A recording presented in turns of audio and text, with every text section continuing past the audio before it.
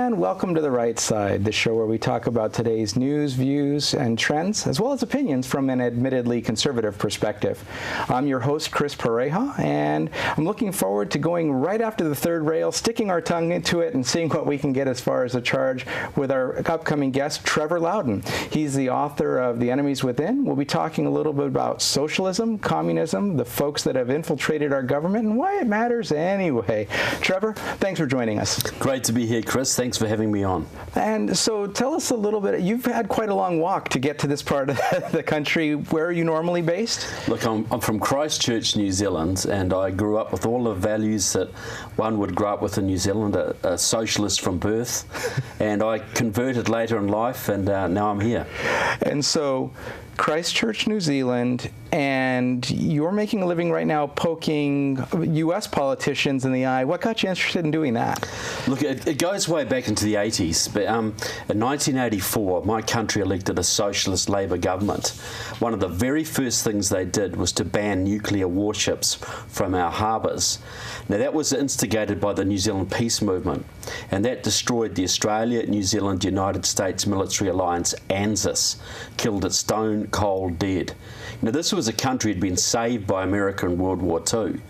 And a generation later, we were basically banning your warships from our harbours. And that intrigued me, how that could happen. I interviewed over a period of several months a New Zealander who had infiltrated the New Zealand Communist Party for our security intelligence services. He was a government spy inside the communists. Okay, in 83, he worked his way up. In 1983, he was sent to Moscow to train at Lenin's Institute for Higher Learning. This was the training academy for the future world communist leadership. 6,000 students from countries all over the world. And while he was in Moscow in 83, he helped to plan New Zealand's anti-nuclear stand, because the Soviets were putting a lot of effort into destroying NATO. In Europe, they were sponsoring all these big anti-NATO demonstrations in Europe. Thousands of people waving "Ban the Bomb" banners, marching through Rome and Paris, and every weekend for months and months and months. And what the Soviets wanted to do was to take New Zealand out of the military alliance with the United States and use that example to spur on the European peace movement to destroy NATO. It was a very subtle chess move. So the Soviets, through using the New Zealand communists who controlled the New Zealand labour unions and the New Zealand peace movement, were able to take Moscow's policies back to their country and turn it into New Zealand Labour Party policy and destroy a military alliance with your country, and not one New Zealander in virtually 4 million had any idea of what had taken place. And that, the big thing he taught me was this: the big secret of communism is the ability of a tiny Marxist-Leninist party to influence and even control the legislative process in their country. And that's happening in spades in this country right now. And so it seems like a tactic that's been used before for communists to take over, you said, the labor movement? Yeah.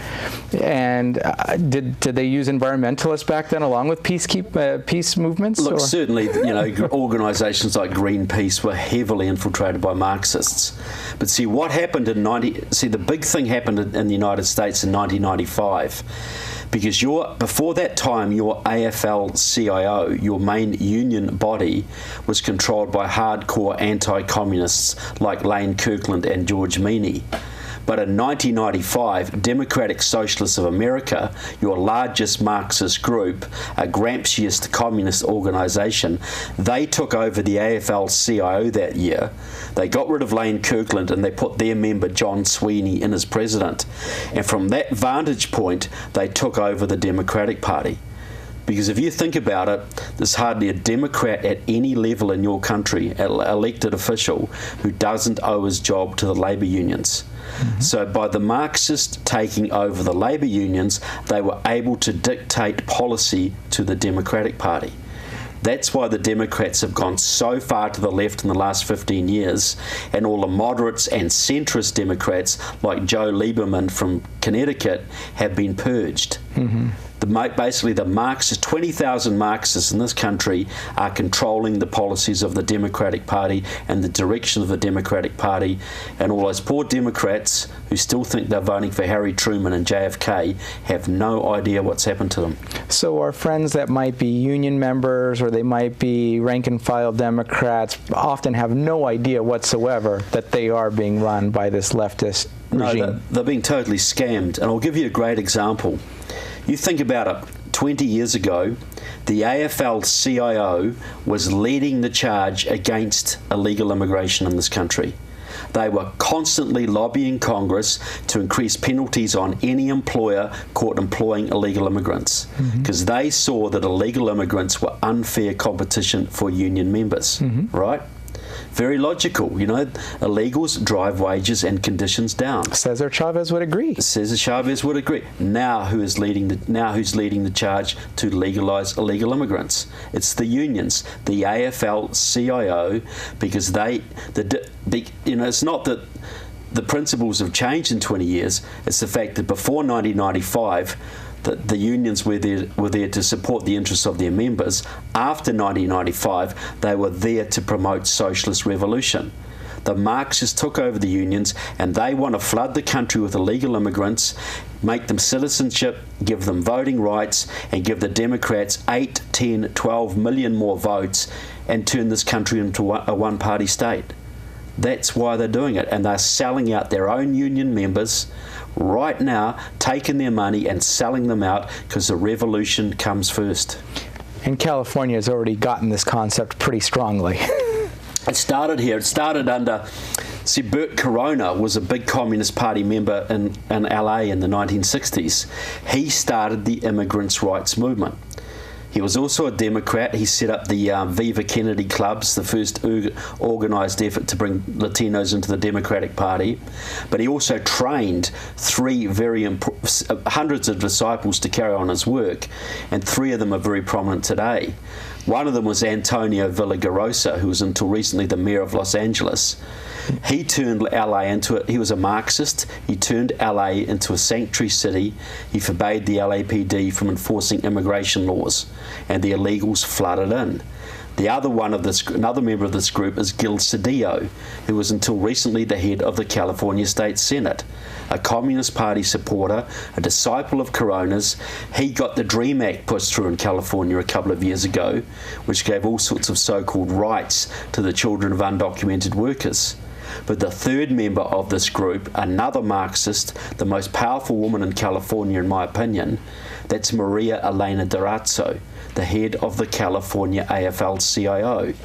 She is the one behind the massive union-driven and paid for Latino voter registration drives and get out the vote efforts that have added hundreds of thousands of Latino voters to the California rolls in the last 15 years, almost all of them Democrats. The result of this deliberate Marxist program has been to turn California, once a reddish, purplish state carried by both Reagan and Nixon, to a solidly blue state. And that's very important when it comes to presidential politics. Right. It was a deliberate program. So, but the good news is that's only the unions, the peace movement, the environmentalists in California. It couldn't happen in the federal government, right? Well, the unfortunate thing is, yes. What my book documents, what I say is this: there's at least 100 members of your house. Put it this way: if you apply for a job in the federal government, at any level, you need an FBI security clearance. Because they need to trust you. They go into your family background, any dodgy relatives you might have, overseas travel, education, drug habits. They need to trust you because you might be working for the enemy. But what happens if you're a young Marxist radical like Nancy Pelosi or Barbara Lee or Barack Obama, who hangs around with the local Marxists, who control the local unions, who control the Democratic Party, and they can get you elected to Congress or the Senate, and you can serve on the Homeland Security Committee or the Science and Technology Committee or the Armed Services Committee or even the Intelligence Committee, and have access to all sorts of government secrets and the ability to steer public policy in all sorts of directions. How much of an FBI security security clearance do you need for that one? You could even be an attorney general or something, given that scenario. Eric Holder, total Marxist background. This is an incestuous takeover of the country, and they're exploiting the fact that your members of Congress and Senate do not require any security checks. So the Marxists have this massive hole in your national security that they are driving their supporters into. They're using the Congressional Black Caucus, the Congressional Progressive Caucus, the Congressional Asia Pacific Caucus, set up by Judy Chu, an old friend of the Communist Workers' Party, to basically bring Marxist policy into the Democratic Party and run the country through that.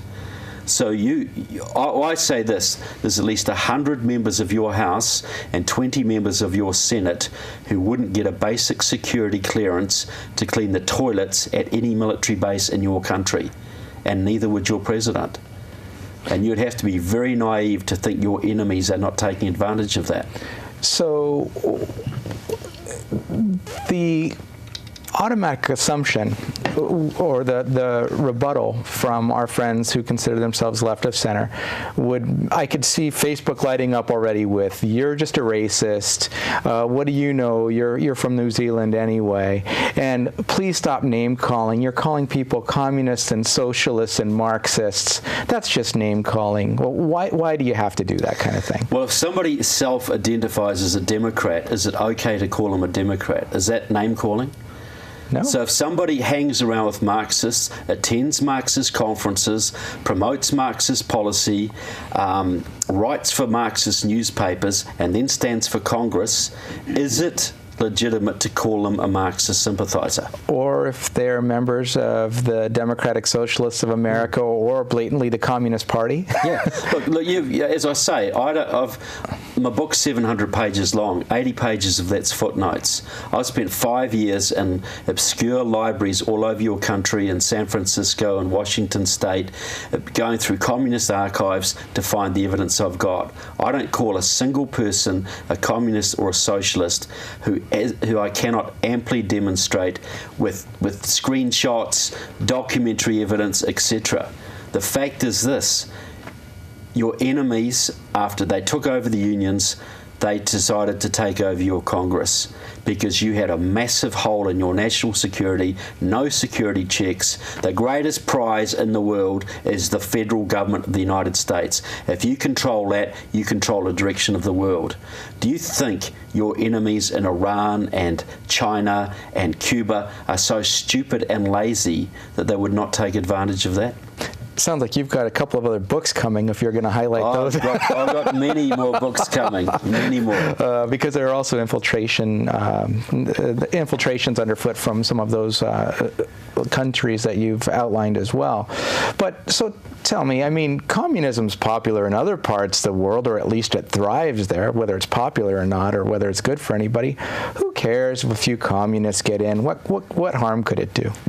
Well, it could do a lot of harm. If you go back to the Vietnam War, I'll give you an example. So this has been going on for a while. In the Vietnam War, you lost 55,000 men and lost a country and lost a war and lost a massive amount of international prestige. That war was lost not in the jungles, but because your soldiers were hamstrung every step of the way. They couldn't bomb this, they couldn't go here, they couldn't do this. Any soldier who's had experience in Vietnam will tell you their hands were tied behind their back. And when your troops were withdrawn, the Vietnamese government was defunded and the communist victory was inevitable. Who did that? It was Democrats in your Congress who are working very closely with the Communist Party USA, which was working very closely under the direction of the Communist Party of the Soviet Union, which was allied to the Communist Party of North Vietnam. You had people in your government deliberately sabotaging your own troops in the field to the benefit of your enemies, and not one of them ever paid a penalty. So what I'm saying is this: Obamacare, on the verge of socialising between 1/6 and 1/4 of your economy, totally the tool, totally the baby of Democratic Socialists of America. I can prove it 100%. Comprehensive immigration reform. If they get 11 or 12 million or 20 million illegals citizenship and voting rights, the Democrats will have a one-party state in this country. The Republicans can never elect another president. And I will tell you this, I don't think even a lot of Democrats would want a one-party state. I have friends who self-identify as progressives, and they're here in California, and it scares the daylights out of them to know that we are basically in California a one-party state. They want to see opposition. They want to see ideas discussed, because even though they consider themselves progressive because it's a cool term to use, and who wants to be backwards, which would be the opposite of progressive, right? They can't understand how this can be allowed to happen, and they don't self-identify as socialists or communists necessarily. Some do, but this is a scary thing for anyone to go unopposed and move through. Well, it's a scary thing unless you're one of the people who want to be that government. But you say, well, what's it matter if a few communists dictate policy? Well, what did it matter in Germany in 1933 if a few Nazis got into the government? They were a minority. They were never going to get power, were they? You know, and their opposition, who could have beaten them, didn't, because they didn't take the Nazis seriously. Right. And we all suffered the huge consequences of that. Right. So I'm saying major policy decisions in this country, the Constitution is being trashed right now by people you are paying salaries to, who do not owe your allegiance to your country, but owe allegiance to foreign powers. But members of the Congressional Black Caucus are going down to Cuba on a regular basis to confer with the Castro brothers.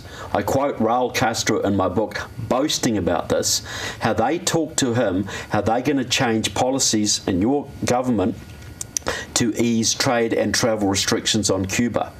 So basically the Cubans can send more spies and terrorists to your country. So what do you call it when someone goes from your country to an enemy foreign country to help them against you? I call it treason. Well, it's happening every day. It's happening every day, and nobody calls it out because it is so endemic. It's the old saying, you know, why doth treason never prosper? Because when treason prospers, none dare call it treason. It's so endemic now. It is the way things are done. Right. So tell us a little bit about some of the highlights we can find in your book, and also a little bit about how you would recommend that we reverse this path. Well, the book basically details the takeover of the Democratic Party over the last 15 years. So now the Democratic Party is basically controlled by Marxists, just as Vegas was once controlled by the mob. And they are dictating the policies that rule the lives of 300 million Americans. Then I profile 51 members of the House and 14 senators who are the worst offenders, the most obviously under Marxist and communist direction. And some of these people are working with the Chinese, some of them are working with the Cubans, some are even working with the Iranians, sworn enemies of this country. I'll give one example.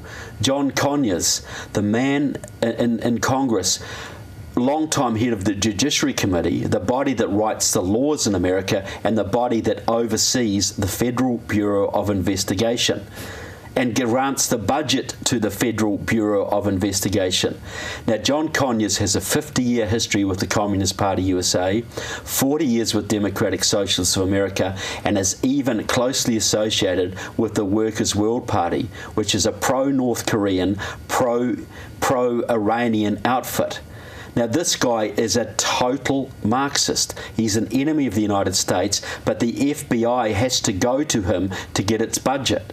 So is the FBI ever going to investigate John Conyers or any of his other colleagues in Congress? Or if he gives them instruction that's going to be dependent upon, or their funding is dependent upon, will they run the other direction? The answer is probably not. Well, if he tells them they should be investigating the Tea Party movement, for instance, what do you think they're going to start doing? They're going to take their eye off the communists and Marxists and the real dangers, and they're going to start persecuting grandmas and granddads and the salt of the earth in this country. Right. They will become a new Gestapo. So those are the kind of thing the book gets into. I don't pull any punches, I'll tell you straight. People can learn more about my work by going to my daily blog, which is trevorloudon.com. My books are advertised on there, for instance. You can get my books online. The first book was about Obama. This book's about the the Congress. And I have another website called KeyWiki, KEYWIKI,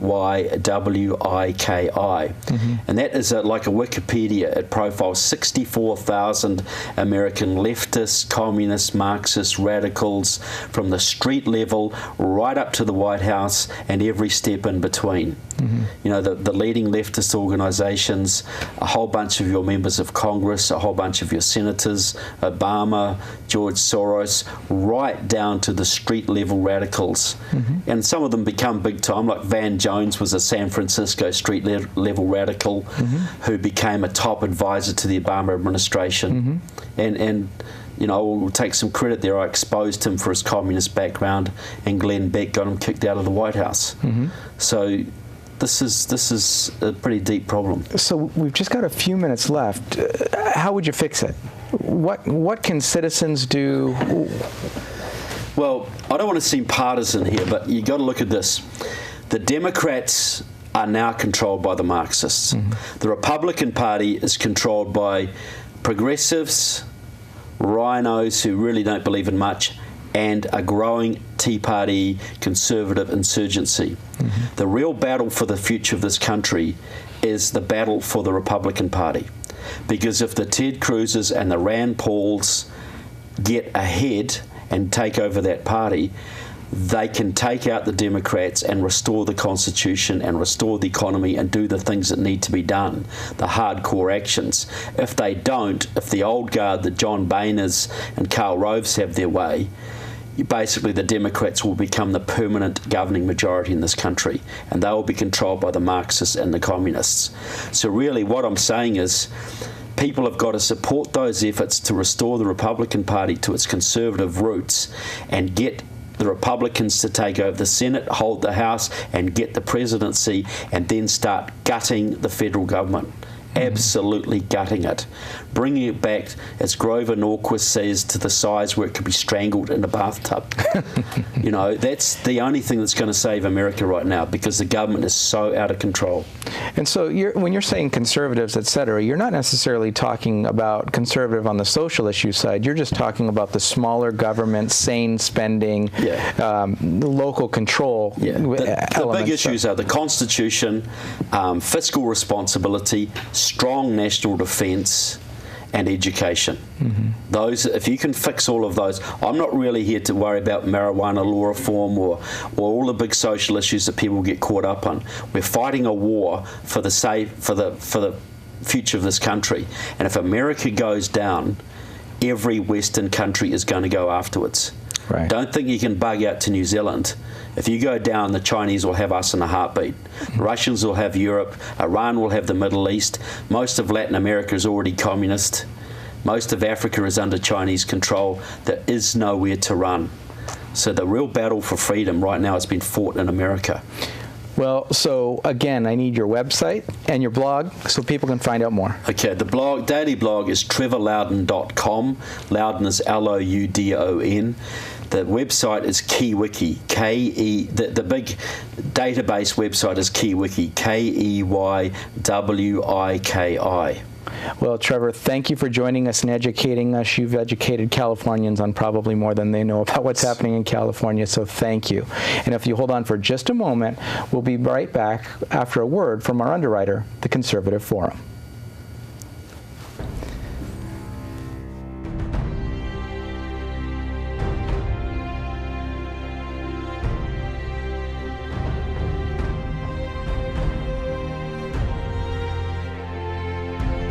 The Conservative Forum of Silicon Valley began with 20 conservatives meeting at a restaurant in November of 2003.